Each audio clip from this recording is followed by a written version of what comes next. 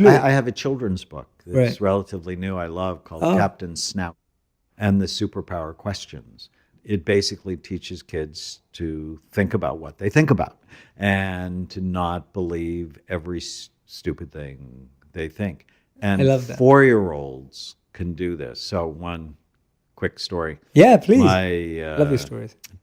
my last one, I have 4 children, and Chloe's 15, and she's got red hair like her mother. And when she's 4, she announces to her mother that she's going to get her ears pierced that day. And you don't announce things to Tana. And Tana said no, that they didn't have time, and she had to wait until she was 5. And Chloe said, I can't wait till I'm 5, bursts into tears, drama, runs into my office, climbs on my lap. She's just crying her eyes out, little lips going. And I'm like, what's the matter? And she said, Mommy said I can't get my ears pierced till I'm 5. I'm like, okay, what's the matter? I can't wait until I'm 5. I'm like, is that true? Yes. Is it absolutely true? What do you mean? Are you going to die if you don't? And no lie, she rolled her eyes at me. I didn't think that was going to happen till 12. Of course not. How do you feel when you believe the thought you can't wait? I'm mad and I'm sad and my ears aren't cute. Okay. Who would you be if you didn't have that thought? 4 years old. Free. Wow. So what's the opposite of I can't wait? What do you mean? I said, opposites. We just read a book on opposites, tall and small and fat and skinny. I can wait until I'm 5. And then she got off my lap and went and played with the dog. We could have had drama all day long over the years, or we could just teach ourselves we don't have to believe every stupid thing we think.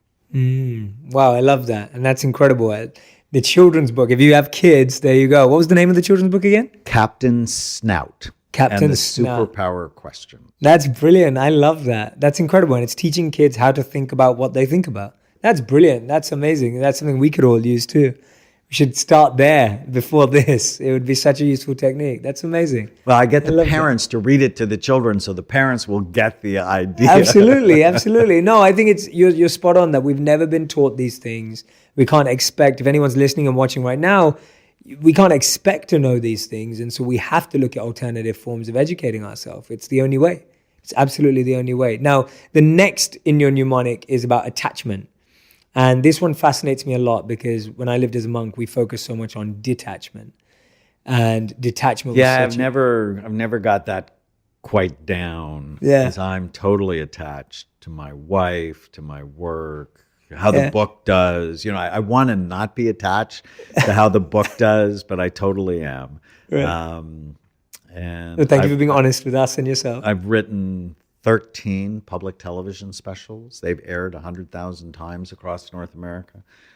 And I'm sort of attached to how they turn out. But attachment causes suffering. And so the idea, what I've seen as a psychiatrist, is when relationships break, that causes intense emotional pain. So if we know that's true, that we are a pair bonded species, that we are a relational species, we're wired that way. Well, you need to know how to take care of them. And so based on 40 years of helping couples and helping families and helping businesses, it's, well, what are the ingredients? And there's a cool mnemonic for attachments. It's called relating. The R is you're responsible for it. So you're 100% responsible for that relationship. What is it you can do today to make it better? E is empathy, seeing things from the other person's point of view, which is a brain function. And autistic kids actually have damage in the mirror neuron system of the brain, which is the part that allows me to see things from your point of view. L is listening, something parents are generally not very good at. And so I teach them this technique called active listening, so powerful. A is assertiveness. T is time, actual physical time. I is inquire into the negative thoughts you have. So it's about inquiry. N is notice what you like more than what you don't. How do they train penguins at SeaWorld? they're not beating them. They're not noticing the negative. They notice what they like. That's how you shape behavior. And G is grace and forgiveness. And Wow. there's a technique on forgiveness that's just so powerful. Because, you know, when you hold on to hurts, the person you're poisoning the most is yourself. And how do we do that now? I know a lot of the people that watch and consume my work really love hearing my perspectives on relationships and dating, because online dating has completely changed my generation's approach to love and relationships and modern romance. And on top of all of that, we see this challenge with attachment and avoidance consistently. We have people who are scared of getting attached because they're scared of having their heart broken, so they avoid and play that avoidant role in a relationship. And there are those that go in full throttle and get attached and then get their heart broken. What would be your advice in terms of the best brain approach to building a healthy relationship? Well, it's one, get your brain right. I wrote another book called The Brain in Love. And chapter 6 is how to have a first date from a neuroscience perspective. Oh, I love how this. you can screen the other person. I'm gonna have to make a know video about if this. You're going to be, if this person's going to be a good partner or not a good. Can you walk us through partner. it? Bits of it that you can remember? So it's pay attention, be a good listener, learn their family story, because they'll tell you about the history of drug and alcohol abuse or physical abuse, violence. Look for attachments and then watch their habits and know going into it, new love is a drug. New love works on the nucleus accumbens, or the pleasure centers of your brain, and it works just like cocaine. So you have to be suspicious of new love, because you're not going to see things clearly for probably 3 or 4 months. And so just know that and be ready for it. And when people are telling you about their family history, which I think is such a great example, I couldn't agree more with you. When people are telling you about their family history, how is that corresponding, or what parallels are drawn between that and then their current habits? What are the kind of things that you're sensing? So let's say someone had a childhood where their parents were always arguing or not getting along. How is that seen trends pattern-wise to affect people today? Well, people do what their parents did, not what they told, how they told them how to be. Yeah. Yes. And so you just are going to, if they don't work on it, then that's going to be a source of potential pain. And, you know, if you're going to have babies together, you really want to understand the history, because, you know, things do tend to run in families. Now, if you date one of my children for more than 4 months, I scan you.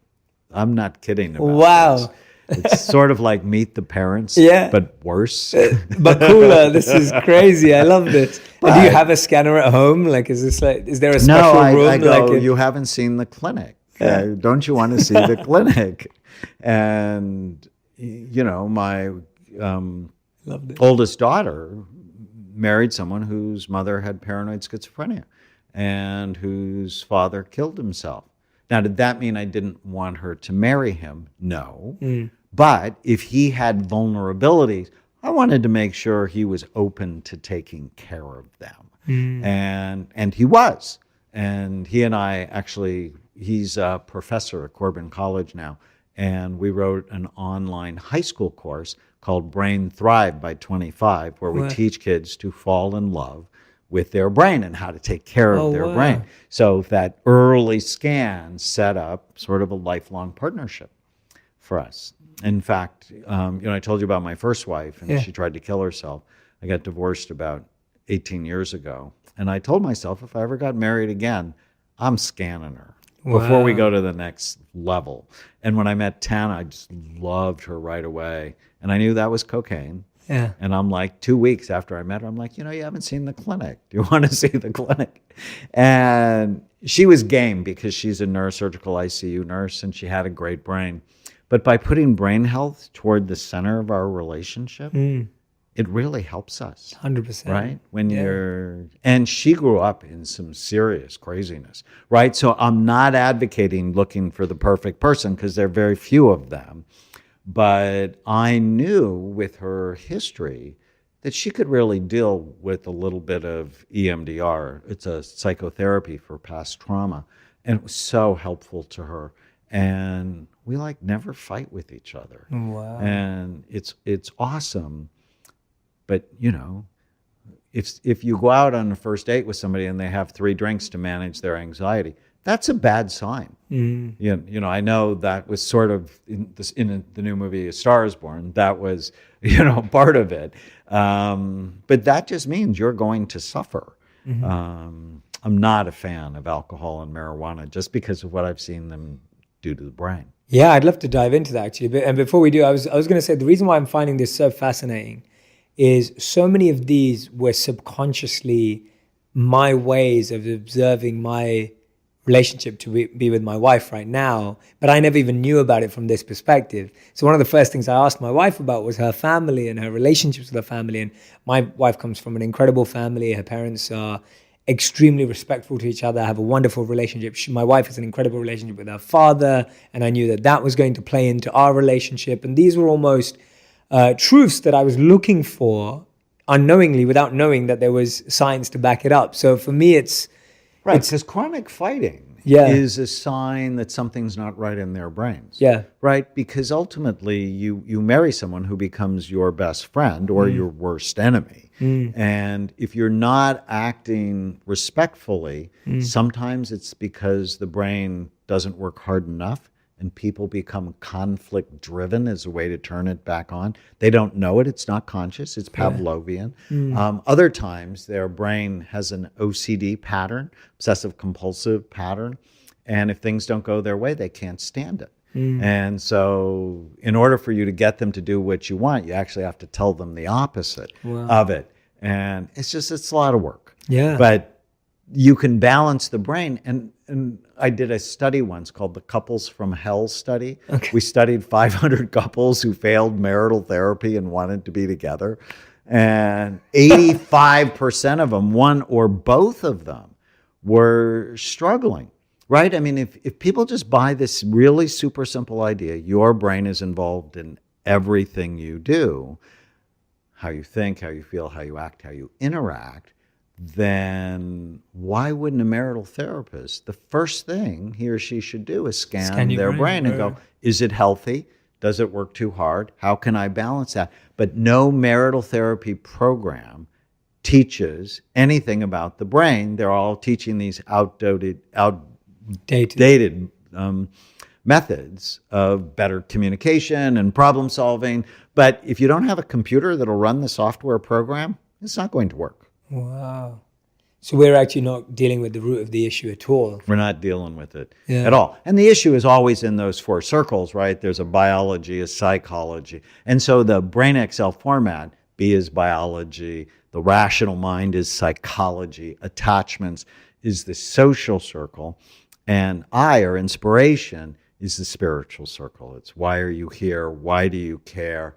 And we are wearing out our pleasure centers in the brain by constantly getting these little dopamine hits from our cell phones, from social media, from people screaming at each other on television. And we're wearing out our pleasure centers, which is why depression is so high in our country now. Let's dive into that a bit more. I've boxed the marijuana and alcohol conversation, which I really want to get onto. I've shelved it for now. We'll bring it back out in a bit. But this is so important, because I think too many people are talking about this and they may not have the actual expertise and the insight that you do.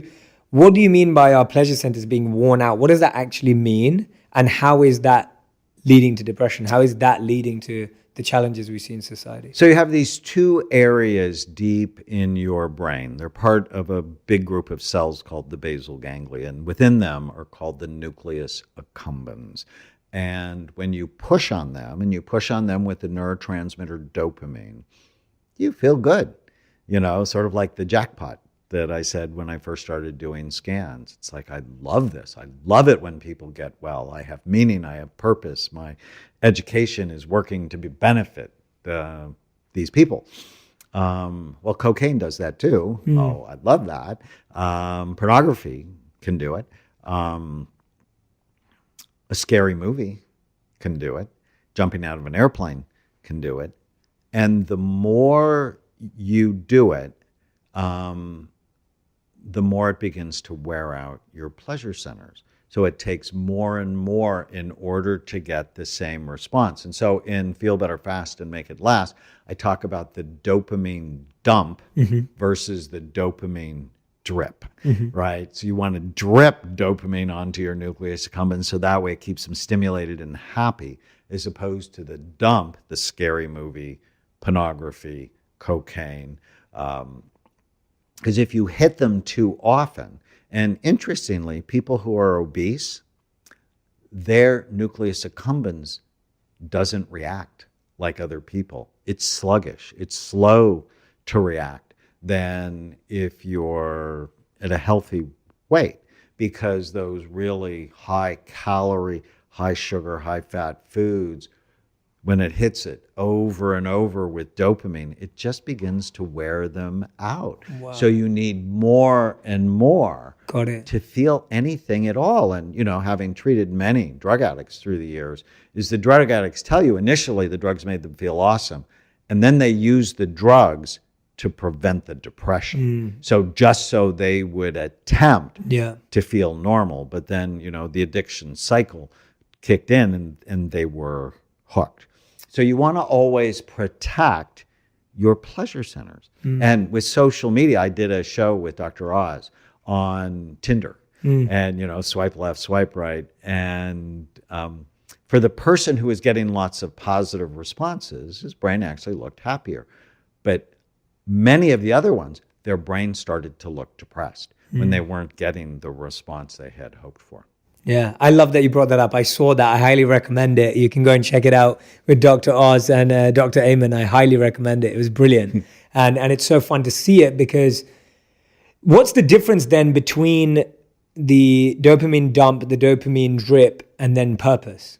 Because with you having said what you said, that when you were able to heal people or you saw that breakthrough, we also get it. When I live my purpose and I create some content or I see a breakthrough for someone through the work that I'm doing, what's then the difference between that?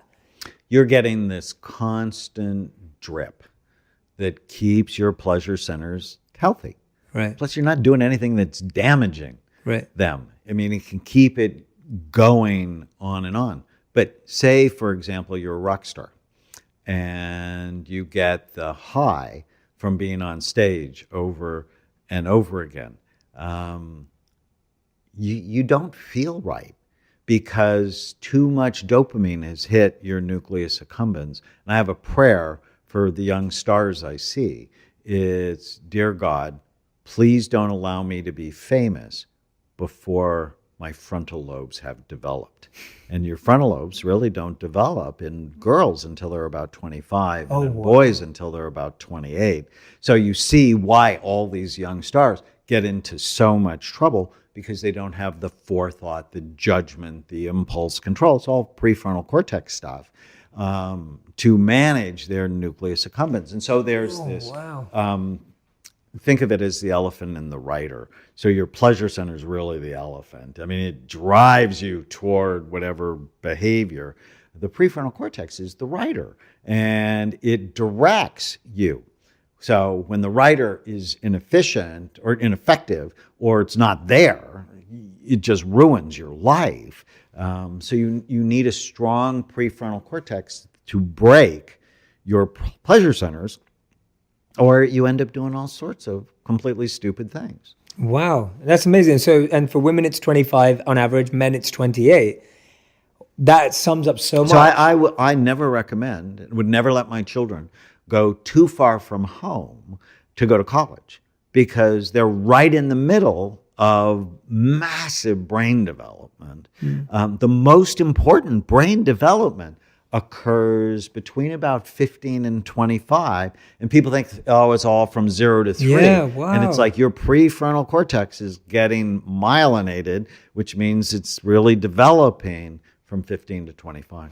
Yeah, the reason why this is so current for me right now is I've been speaking a lot with the social media platforms of YouTube, Instagram, and Facebook, because even a lot of creators who are extremely young, most of them younger than me too, as a creator myself, a lot of creators are going through burnout and are going through feelings of depression and anxiety because of having had rocketed, accelerated fame early on in life, and B, having to keep up with the pace of social media as a creator to continue to create at that level.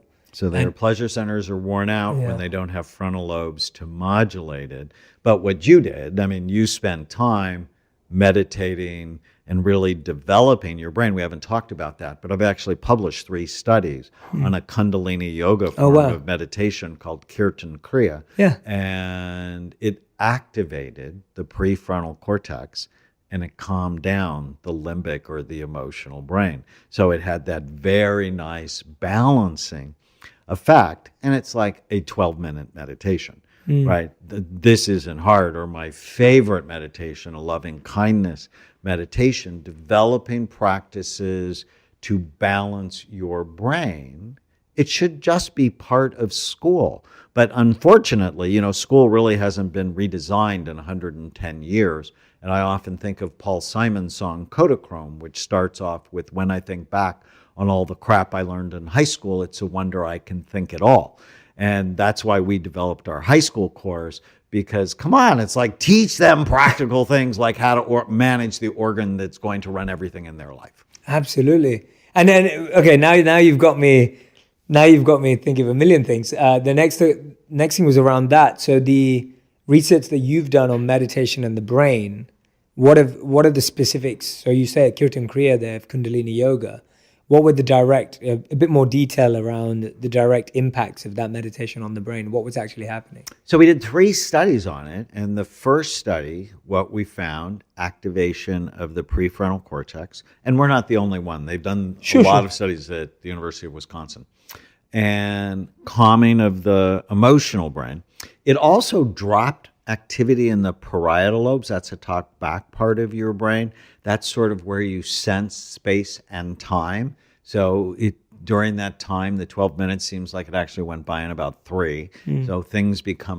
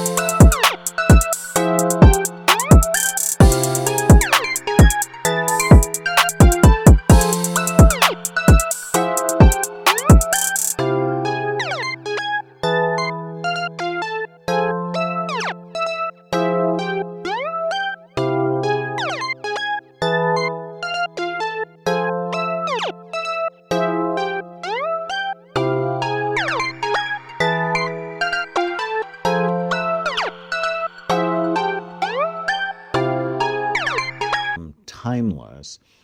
And then we did another study at the University of Pennsylvania and found that people who did it for 8 weeks, 2 months, had stronger resting frontal lobe function.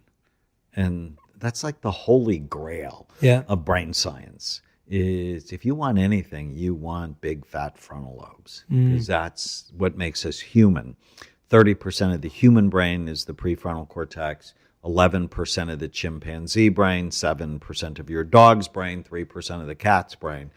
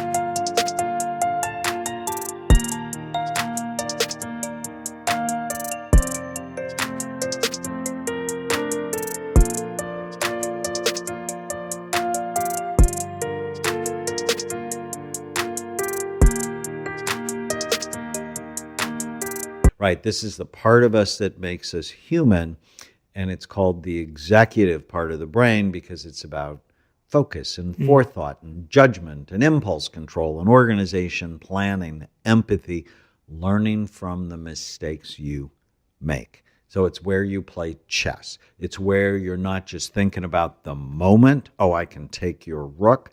It's where you're thinking 5 steps ahead, which is how we have survived as a species. We don't have to be instinct like the squirrel. We can plan not just for this winter, but for 10 forward. And when your prefrontal cortex is damaged, You can't. you're just in the moment. And people go, oh, but I want to be, and a lot of people love the book, The Power of Now. And I actually love the book, but I hate the title. Right. Because if you're always in the power of now, you're screwed. Because you need to be now and later, which is why the title of the book, Feel Better Fast and Make It Last, is so important. People are too into feel better now, but not later.